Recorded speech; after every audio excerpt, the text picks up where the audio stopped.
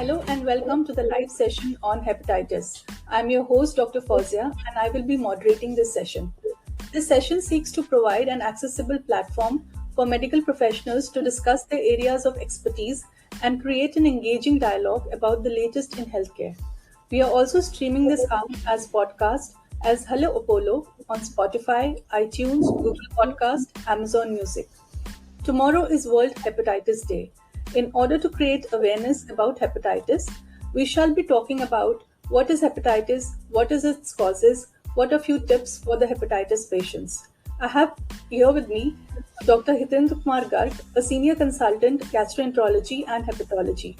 A very warm welcome to you, sir. Thank you for coming to our session. Thank you, Dr. Fauzia. I am Dr. Hitendra Garg, working as a senior consultant in gastroenterology and hepatology and been associated with Apollo Hospital for more than 12 years. जैसा कि हम hepatitis day है, so world hepatitis day पे मैं आपकी awareness just बढ़ाना चाहता हूँ कि हम कौन से हेपेटाइटिस वायरस होते हैं, किस वजह से हेपेटाइटिस होता है और क्या अगर किसी को हेपेटाइटिस हो जाए तो क्या उनके सिम्टम्स होते हैं, उनको हम कैसे प्रिवेंट कर सकते हैं और उनको कैसे अगर उनको एक बार हो जाए तो उसका ट्रीटमेंट कैसे करते हैं. Please doctor. Yeah, so Dr. Garg, if you can just explain in brief what is hepatitis and what causes it. Hepatitis हम लिवर के इन्फ्लेमेशन को बोलते हैं. आइटिस और hepat means liver, itis means inflammation. जिसमें भी लिवर का जिस भी वजह से लिवर का इन्फ्लेमेशन हो जाए उसको हेपेटाइटिस बोलते हैं. जो मोस्ट कॉमन हम देखने को मिलते हैं हमको वायरल हेपेटाइटिस. वायरल में ऐसे तो हम 7 वायरस हैं लेकिन 5 इंपॉर्टेंट हैं, जिसमें hepatitis A, hepatitis B, hepatitis C, hepatitis D और hepatitis E. Hepatitis B, D और सी वायरस जो कि पेरेंटल रूट, सेक्सुअल रूट या फिर अगर हम वर्टिकल रूट जो कि हमारे मदर से हमको आता है जो जेनेटिक रूट बोलते हैं, तो ये 3 मेन इंपॉर्टेंट रूट होते हैं. और ए और ई जो होता है जो कि गंदे खाने से गंदे पानी पीने से फैलता है. तो ये वायरस एक टाइप हुआ जिनकी वजह से हेपेटाइटिस हुआ. अल्कोहल अदर रीजन हुआ, अल्कोहलिक हेपेटाइटिस जिसको बोलते हैं. और जिसमें नॉन अल्कोहल जो ज़्यादा अल्कोहल नहीं पीते फिर भी उनको हेपेटाइटिस हो जाता है, उनको नॉन अल्कोहलिक स्टीटोहेपेटाइटिस, जिसमें कि ओबेसिटी, हमारी सीडेंटरी लाइफस्टाइल और डायबिटीज़ एसोसिएटेड होता है, उनको प्रोलॉन्ग पहले से रहती है और उनको नॉन अल्कोहलिक स्टीटोहेपेटाइटिस बोलते हैं. और कुछ सर्टेन जेनेटिक रीजंस होते हैं जिसमें कि ऑटो इम्यून हेपेटाइटिस आता है, सर्टेन विल्सन डिसीज आता है. तो these are the genetic reasons. But the two important reason is the viral or the alcohol, which we are dealing most of the time, 90-95% of the time we just be dealing with the alcohol and the viral hepatitis. And what are the common symptoms of hepatitis? जिनको भी hepatitis हुआ तो उनको जो सबसे common symptoms हैं कि loss of appetite हुआ, नोशिया हुआ, वॉमिटिंग हुआ, जॉन्डिस आ जाता है, आंखें ढीली हो जाती हैं और हमारा यूरिन का कलर भी डिस्कलर्ड होकर येलो हो जाता है. उसमें कुछ लोग को एपेटाइट लॉस भी होता है, कुछ को certain specially in viral hepatitis उसमें हमको थोड़ा फीवर भी आ सकता है, मैलेज भी ऐसे भी लग सकता है कि कुछ काम करने का मन नहीं है, हम लेटे रहें, मैलेज जिसको बोलते हैं, लेसिट्यूड होता है. तो वायरल में थोड़े से सिम्टम्स ज़्यादा होते हैं विज़ाविस अगर हम अल्कोहल की बात करें, जिसमें जॉन्डिस प्रीडोमिनेंट होता है और फीवर तो दोनों में कॉमन है. लेकिन जो मेले है, जो लॉस ऑफ हेपेटाइटिस, ये वायरल हेपेटाइटिस में ज़्यादा कॉमन है. नॉन अल्कोहलिक हेपेटाइटिस, स्टीटोहेपेटाइटिस और जो जेनेटिक रीजन्स हैं उसमें जॉन्डिस ही, इक्टरस जिसको बोलते हैं, जॉन्डिस माने जिसमें आंखें पीली हो जाना या यूरिन का कलर येलो हो जाना, ये प्रीडोमिनेंट सिम्टम्स होते हैं. तो मेजरली वायरल हेपेटाइटिस में सिम्टम्स ज़्यादा होते हैं विज़ाविस अगर हम बात करें जेनेटिक रीजंस या फिर नॉन अल्कोहलिक और alcoholic K comparison. Dr. Garg, if these are the common symptoms of hepatitis, so any person who is having jaundice, malaise, fever, he can pre-diagnose or he can preempt that he may be having type of hepatitis? या शुरू में जैसे कि viral hepatitis है जो कि मैंने बताया, ए और ई जो कि गंदे खाने से या फिर गंदे पानी पीने से फैलता है उसमें, और बी और सी और डी हेपेटाइटिस है जो कि पेरेंटल रूट से, सेक्सुअल रूट से या फिर वर्टिकल जो कि मदर से फादर पर, इन सब में जो लॉस ऑफ एपेटाइट है, एनोरेक्सिया है, थोड़ा सा फीवर आ जाना, लेसिट्यूड, मैलेज, ये सिम्टम्स ज़्यादा होते हैं अगर किसी को ये सिम्टम्स हैं और प्लस में जॉन्डिस है, क्योंकि ये तो नॉन स्पेसिफिक सिम्टम्स हो गए, जिसको भूख ना लगना, फीवर आना या फिर मैलेज होना, लेटे रहना, ये तो नॉन स्पेसिफिक सिम्टम है। लेकिन हाँ, इनके साथ अगर जॉन्डिस भी एसोसिएटेड है तो definitely we need to consult nearby gastroenterologist और the hepatologist. So, sir, we have talked about the common symptoms of hepatitis. Are there certain tests which can help diagnose hepatitis? Yeah, of course. There are certain tests like first we need to do liver function test that show that will tell us whether the patient is having jaundice or not. That's serum bilirubin level, AST, ALT level, which shows there's acute hepatitis or not, and serum albumin, which decreases in patients of hepatitis. So LFT is one test. Another, there are the viral tests for hepatitis A, hepatitis E, hepatitis B, C, and D.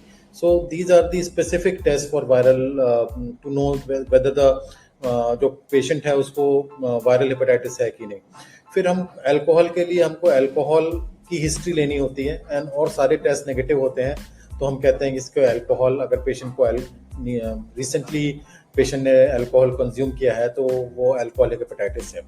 In the background of we just do the all test and we found negative, alcohol की भी history नहीं है तो फिर हम genetic test करते हैं और जेनेटिक टेस्ट भी नेगेटिव हो तो we just look for the patient is कोई उसको अगर डायबिटीज हो, कोई ओबेसिटी हो या फिर सेडेंटरी लाइफस्टाइल हो तो हम उसमें नॉन अल्कोहलिक स्टीटोहेपेटाइटिस की डायग्नोसिस बनाते हैं. तो ये कॉमन टेस्ट है which we do in patients those who comes with jaundice or patient loss of appetite or patient is having a swelling of feet and ascites. Okay. And are there certain risk factors which increase the likelihood of contracting hepatitis? Yeah, hygiene of course. factors are there, but apart from that, are there any other factors which increase as you say, I mean, of course, the hygiene is very important because A and E is spreaded through the unadulterated food or the water. But B, C, or D, this is a virus which is spreaded through. I already been told that this been spreaded through the blood contact. Like if you're sharing the needles, like if you there's a previously if we use syringes, if we are the drug abusers, तो हम कई बार syringe use एक दूसरे की syringe use करते हैं. तो safe protracted sex is also important because these viruses spreaded through the unprotected sex.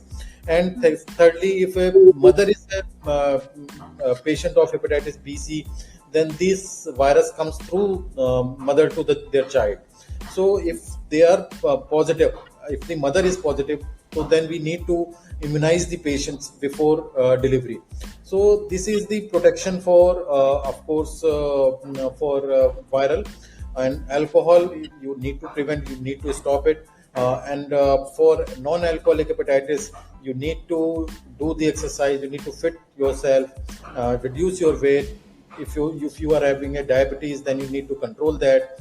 And sedentary lifestyle, that definitely you need to do some exercise. Genetic, I mean, you can't prevent it. If you have it, then you need to treat it. So can hepatitis be completely cured, or do a person tend to carry the virus throughout his life? Yeah, of course. There are chronic, if we're talking about the viral hepatitis, A and E, which comes and goes. If it comes, and usually इसकी cycle 4 हफ्ते की होती है, 2 हफ्ते jaundice बढ़ता है, 1 हफ्ते stable रहता है, लास्ट 1 वीक कम हो जाता है. तो A and E का यूजुअल ये कोर्स होता है. अनयूजुअल कोर्स भी हो सकता है, बट नॉर्मल कोर्स ये 4 से 6 हफ्ते का होता है. And this viruses comes and then they goes. लेकिन जो B, C और D वायरस है which comes and they stage in our body and उनसे फिर वो क्रॉनिक हेपेटाइटिस हो जाता है और वो हमारे लिवर को सिरोसिस और लिवर कैंसर में कन्वर्ट कर देता है. तो B, C, D हमारे लिवर में, हमारे ब्लड में रह जाते हैं और वो क्रॉनिक हो जाते हैं. अल्कोहल, वंस ये अल्कोहलिक सिरोसिस हो जाए तो वो कभी ट्रीट नहीं होती. Cirrhosis is the irreversible stage, irreversible damage of the liver. तो once it happens, it doesn't goes back. So There are exceptional cases where it goes back, but majority of cases doesn't go back. When it happens. And ये हम फिर आगे cirrhosis होके cancer बनाना, पेट में पानी आना, मुंह से खून की उल्टी आना, ये उसके सिम्टम्स होता है. तो इसके long term, apart from cirrhosis, what are the other long term complications which can be associated with chronic hepatitis? Cirrhosis के सिम्टम्स लाइक अगर हम देखें तो जॉन्डिस तो मैंने पहले बताया, वो जो कि कॉमन है. उसके बाद पेट में पानी आ जाना, रिकरेंट बेहोशी, कई बार पेशेंट बेहोश हो जाता है तो रिकरेंट बेहोशी आती है, बार बार उसको बेहोशी आती है, एक बार ठीक हो गया फिर आ जाती है. पैरों में सूजन आना, पेट में पानी आ जाना, लिवर कैंसर हो जाना और लिवर फेलियर हो जाना, जिसमें लिवर ट्रांसप्लांट तक की जरूरत पड़ जाती है. तो ये उसके अगर सिरोसिस हो जाए तो ये उसके आगे के सिम्टम्स हैं. And are there any lifestyle factors which contribute to your hepatitis? किसी को सिरोसिस हो जाए तो lifestyle definitely works in, specially in patient of the non alcoholic fatty liver, alcoholic fatty liver and viral में एक बार हो गया तो दवा ही खानी पड़ेगी. And plus definitely if you do exercise, if you do low salt diet, high protein diet, your protein content should be 60 to 80 grams per day, and it should be casein based protein. And exercise and weight loss definitely, sometimes अगर आप अपने nutrition का ध्यान नहीं रखते हैं तो आप ऐसे भी धीरे धीरे वेट लॉस और मसल लॉस होता है, इसमें प्रोटीन लॉस होता है. तो high protein diet specially in patients में, low salt and high protein diet with अपनी एक्टिविटी जरूर मेंटेन रखें. अदरवाइज मेजॉरिटी में treatment is based on symptomatic, जो कि अगर असाइटिस है तो उसके लिए डायरेटिक्स यूज करना है, अगर किसी को बेहोशी हो रही है तो बेहोशी वाली दवा यूज करनी है, किसी को ब्लीडिंग हुई तो उसको एंडोस्कोपी की जरूरत है. तो इसमें बहुत, अगर सिरोसिस हो जाए तो बहुत लाइफस्टाइल मैटर नहीं करते, बट ऑफकोर्स अपने आप को एक्टिव बना के तो रखना है और एक्सरसाइज और हाई प्रोटीन रखना है, क्योंकि इसमें बहुत प्रोटीन लॉस और वेट लॉस होता है. And Dr. Garg, I just wanted to ask you, there are certain, is it that there are certain population groups which are more prone to have hepatitis? Is it like that? Yes, we do have the healthcare workers, we have the nurses. So healthcare workers, nurses, patients, those who are dialyzed. क्योंकि एक बार जो patient को dialysis जैसे शुरू हुआ तो usually periphery में hepatitis B C check नहीं हुआ, और उसमें अगर उसकी डायलिसिस हो गई, फिर अगला पेशेंट भी उसी मशीन पे डायलाइज हो गया तो उसको वो वायरस आ जाएगा. तो जो पेशेंट, जो हीमोडायलिसिस पेशेंट हैं, डायलाइज पेशेंट हैं, जो कि हेल्थ केयर वर्कर हैं, डॉक्टर्स हैं, स्पेशली जो जिनको ब्लड से कांटेक्ट है, नर्सेज हैं, और जो पेशेंट्स लाइक ड्रग अब्यूजर्स हैं, एक दूसरे की निडल शेयर करते हैं, और unprotected sex, of course these are the group of patients. And genetic में अगर patients, you can't prevent it, but if the patient, their mother, father, they have that gene, then you can't prevent that disease into you, that is there. So these are the groups where these hepatitis comes in more frequently and become chronic vis-a-vis the rest of the populations. And what should one do if one suspects that he or she has been exposed to hepatitis? See, we are talking about the viral hepatitis. So I'm just told you कि hepatitis A and E जो होता है, जो कि जिसका course 4 to 6 week होता है, बहुत ही रेयरली वो उनका अनयूजुअल कोर्स होता है. मेजॉरिटी 4 to 6 वीक में ठीक हो जाते हैं. ये ओपीडी बेस्ड ट्रीटमेंट होता है, इसमें एडमिट करने की भी जरूरत कम ही पड़ती है अनटिल अनलेस के पेशेंट बहुत ही नोजिया, वॉमिटिंग, बहुत सिम्टोमेटिक ट्रीटमेंट, बहुत ही सिम्टोमेटिक ना हो, ओरल इंटेक कम हो गया हो, तो इसमें यूजुअली तो सेल्फ लिमिटेड डिसीज होती है, अपने आप खत्म हो जाती है और एंटीबॉडी फॉर्म हो जाती है. तो इसमें कोई हमको इसमें बहुत प्रिकॉशंस, इसमें ट्रीटमेंट का सेल्फ लिमिटेड डिसीज है. लेकिन जैसे कि हेपेटाइटिस बी और सी है जो कि हमारी बॉडी में रह जाते हैं, इनके लिए, सी के लिए तो बहुत अच्छी, अगर अभी क्रॉनिक पता चल गया है कि स्टेज ऑफ सिरोसिस नहीं हुई, क्रॉनिक हेपेटाइटिस के लेवल पे पता चल गया, अब तो बहुत ओरल दवा आ गई हैं, ओरल इनहिबिटर्स आ गए हैं, जो कि हम उनको देते हैं, पेशेंट्स को देते हैं, और उसमें 90-95% रेस्पॉन्स रेट है। तो सी के लिए तो वेरी गुड, आई मीन बहुत अच्छी अच्छी दवा आ गई है अब तो। पहले तो इंटरफेरॉन लेना पड़ता था, अब तो उसकी ज़रूरत नहीं है, अब ओरल टारगेटेड थेरेपीज हैं। और बी के लिए हमको ऑलमोस्ट लाइफ लॉन्ग दवा खानी पड़ जाती है। उसमें रेस्पॉन्स रेट 4 to 5% में हेपेटाइटिस बी नेगेटिव होता है। डी हमेशा बी के ऊपर ही आता है, तो जब तक बी नहीं जाएगा डी नहीं जाएगा। तो बी और डी और बी अलोन में हमको ऑलमोस्ट दवा खानी पड़ जाती है life long. And as you said, there are certain population groups which are at high risk for having hepatitis. Plus, those mothers who do have hepatitis, they have a chance of having a vertical transmission to their newborns. Yeah. In such population, can it be prevented, or can the effect be toned down with some vaccine or some other drugs? Yeah, of course. मैं ऐसे set कि B, ए और ई के लिए तो दो की, ए की, ई की अभी वैक्सीन बहुत ही ट्रायल पे है, बहुत मार्केटेड नहीं है, यूनिवर्सली अवेलेबल भी नहीं है।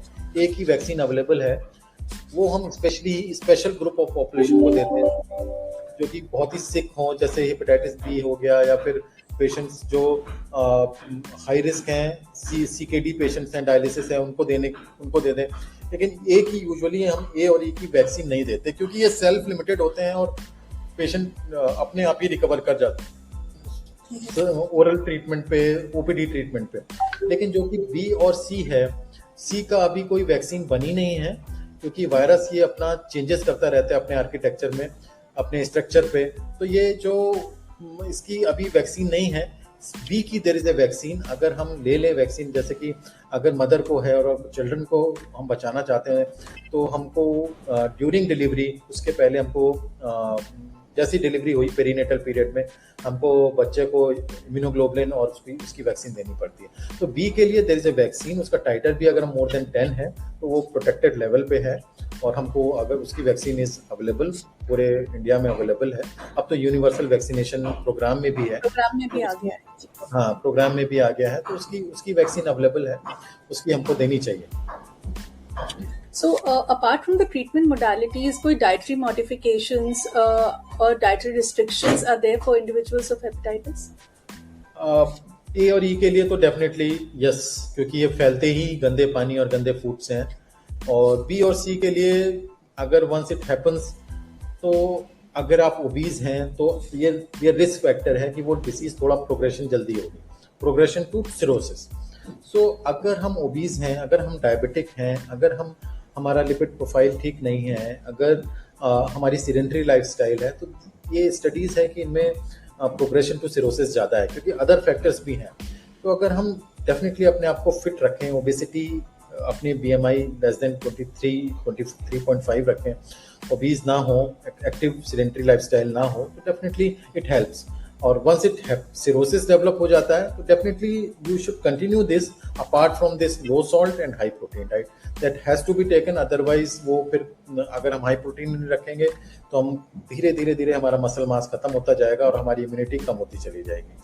और लो सॉल्ट अगर नहीं रखेंगे तो फिर हमारा धीरे पेट में पानी आना, पैरों में सूजन आने के चांस बढ़ जाएंगे। और कोई ऑल्टरनेटिव थेरेपीज या कॉम्प्लीमेंट्री थेरेपीज हैं to combat complementary therapy, Ayurvedic therapy, if you're talking about, I would not say, I would say that you should not take it, though there is a Ayurvedic is a पूरी एक science है, और इसको मैं refute नहीं करूंगा। लेकिन since I am not, बहुत मेरे को उसके बारे में नॉलेज नहीं है कि, लेकिन हम उसके बारे में कई बार पेशेंट हम ऐसा देखते हैं, जैसे कि हमने देखा कि किसी को हुआ तो गिलोय खा के आ जाता है, और गिलोय से हमने ये देखा कि इनफैक्ट वायरस से तो नुकसान नहीं हुआ, उस गिलोय से नुकसान हुआ, गिलोय इंड्यूस हेपेटाइटिस हुई। हमने उसको बायोप्सी करके प्रूव भी किया है। तो ये गिलोय कुछ सर्टेन जो अपने सेल्फ मेडिकेट करते हैं, या फिर जो अनऑथराइज्ड या कुछ जिसको बिना डिग्री के जो वैध होते हैं, वो डेफिनेटली मैं सजेस्ट करूंगा कि उनसे तो डेफिनेटली दवा ना लें। वो फायदा तो नहीं करेगी, हार्म जरूर कर सकती है। And are there any specific support groups or resources available for individuals who have hepatitis? कोई support group होता है इनके लिए? जैसे अभी अगर मैं कहूँ तो कोई इंडिविजुअल कोई ऐसे गवर्नमेंट की तरफ से जैसे बस वैक्सीनेशन प्रोग्राम है, otherwise from the government point of view ऐसे पर्सनल मुझे कोई ऐसी अवेयरनेस नहीं है कि कोई सपोर्ट ग्रुप हो। अगर कोई अपना एनजीओ चलाता है तो इट्स अ डिफरेंट थिंग, लेकिन कोई government apart from treatment for the government, तो गवर्नमेंट हॉस्पिटल में जो ट्रीटमेंट अवेलेबल है वो ऑलमोस्ट वो तो सारा अवेलेबल है। अदरवाइज कोई सपोर्ट ग्रुप ऐसे मुझे कोई मैं किसी ऐसे सपोर्ट ग्रुप को नहीं जानता जो कि इस तरह से खाली apart from vaccination awareness camp चलते हैं, लेकिन कोई जिनको ट्रीटमेंट करें वो गवर्नमेंट हॉस्पिटल ही है। Otherwise I am not aware of ऐसे बहुत सपोर्ट ग्रुप की बात करें। And how can we raise awareness about hepatitis?